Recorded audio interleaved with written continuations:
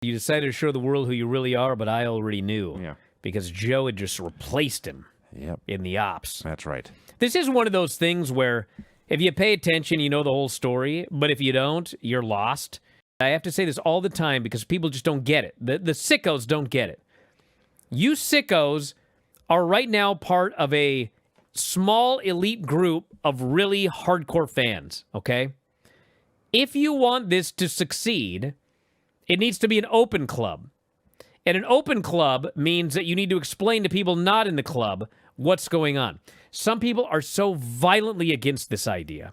But you have to do this if you want to grow.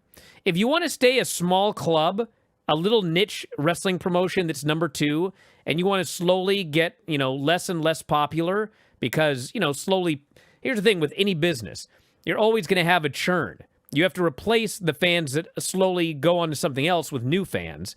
If you don't do that, you're going to have this small club that gets smaller and smaller and smaller and smaller. And, people joke, like, who was it that said, if TNA gets, the CW, they'll immediately be the number 2 or whatever. They ain't going to be the number 2. They'll be far and away still number 3. But, like, you're not guaranteed being number 2 forever. You've got to continue to grow. Even you may not ever be number 1, but to stay number 2, you also have to continue to grow. So anyway, the stuff like this, which is, okay, you get it if you're like a sicko, hardcore, watch everything, that's fine for this small group, but you've got to fill people in. You've got to get new fans. Don't tell me it's like a television show, because any other normal show you can go back and binge watch from season 1. No one's going back to, you're not going to start deciding you like AEW and decide you're going to go back and binge watch from 2019. It's not going to happen.